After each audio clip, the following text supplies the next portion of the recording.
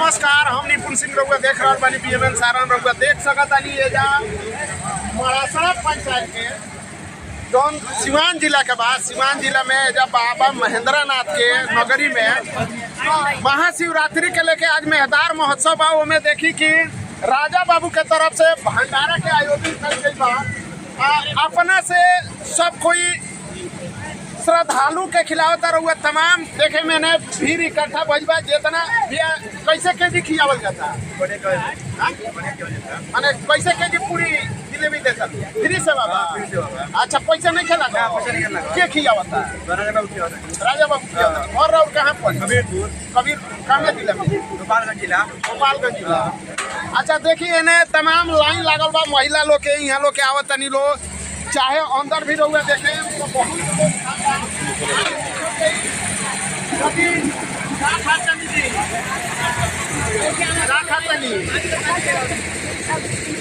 पूरी सब्जी बुनिया कैसे केजी मिलल फ्री में मिलल ये खियावत। अच्छा फ्री में मिलता कहाँ से रहुआ आई भाई घर राउत कहाँ पर मनियर से आई भाई कैसा लागल लोग ये फ्री में खियावत तो का कहे दूसरा लोग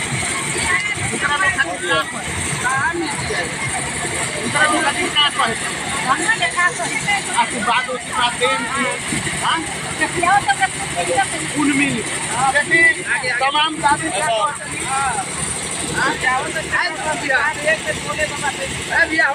भोले बाबा बढ़ाई आइए दिखाओ तनी तमाम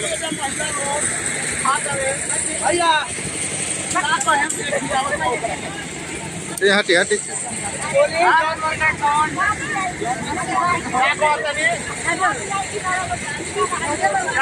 घर पड़ी सहनी शराब पर रहे का सामने में मेहदार महोत्सव चलता प्रोग्राम का वजह खा पी के जाके वजह देखला के काम बा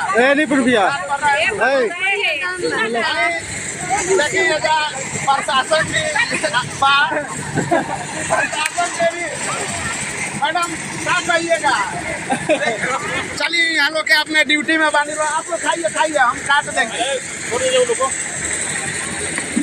इधर प्रशासन के लोग भी मेहदार महोत्सव में आके भोजन करता क्या कहे हम लोग। अच्छा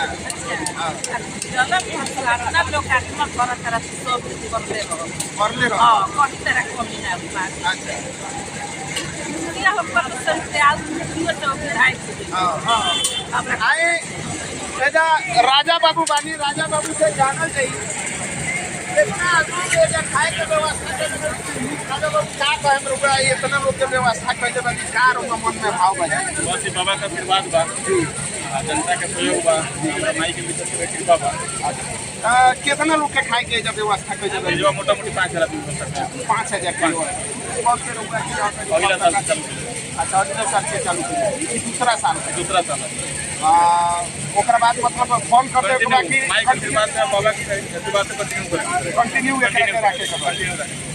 अच्छा कब से कब रउरा आयोजन 1 बजे तक चले 1 बजे रात तक 2 बजे दिन तक चालू होकर 1 बजे रात तक चले। देखिए 1 बजे तक जो कि एक्चुअली खाए के टाइम ना हो लेकिन 1 बजे तक जितना श्रद्धालु आ जाइए भंडारा 1 बजे तक चली। 1 बजे ले लोग के एजा खियावल जाइए एजा 5,000 से अधिक लोग के खाए के व्यवस्था कइल बा। का कहे बाबा रउआ ये व्यवस्था के चैनल के हम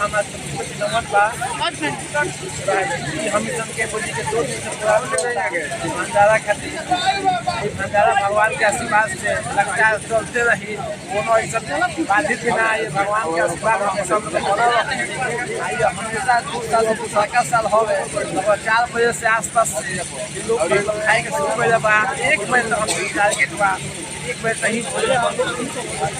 आशीर्वाद रही और भगवान के कृपा रही बाबा महेंद्र नाथ के वजह से भी अगला सीजन में व्यवस्था कर बता दी कि काल शुक्रवार के दिन महाशिवरात्रि हो जौन महाशिवरात्रि में मेहदार में लाखों लोग जुटेला रहुआ कैमरामैन से चाहे एने के भीड़ देखावा देखी ये महाभंडारा में जौन की राजा बाबू के तरफ से ही करावल गइल बा, वो महाभंडारा में तमाम लोग के व्यवस्था कइल गइल बा, खाए के पूरी सब्जी जिलेबी पानी के भी व्यवस्था कइल गइल बावे। मेला में लोग के दिक्कत परेशानी ना होके वो के लेके एजा पूरा व्यवस्था कइल गइल बावे। तमाम रउआ देखे कि जौना भंडारा में रउआ जाए ओजा व्यवस्था बहुत बेहतरीन बा श्रद्धालु खातिर। आ ई आज मेहदार महोत्सव भी बा, मेहदार महोत्सव के लेके महाशिवरात्रि भी बा बिहान भइला, ओकरा के लेके एजा लाखों दर्शक एक दिन पहले से पड़ाव डाल देलन। वो के लेके जितना एजा श्रद्धालु बाड़ी जेकरा मन में श्रद्धा बा, भक्तगण लोग के सेवा के भाव बा, उ एजा व्यवस्था कइले बा। भंडारा के तमाम कई लोग कई प्रकार के एजा सेवा देता अपना तरफ से। एक रउआ देखा तनी वीडियो तक खूब से खूब शेयर करी, एकरा बारे में रउआ का कहे, ये भक्तगण लोग के सेवा जो करता उ सेवादार के बारे में रउआ का कहे कमेंट करके जरूर बताई। आ वीडियो के खूब से खूब शेयर करी। बाबा महेंद्र नाथ उनकरा लोग पर अपन कृपा बनौले रखस।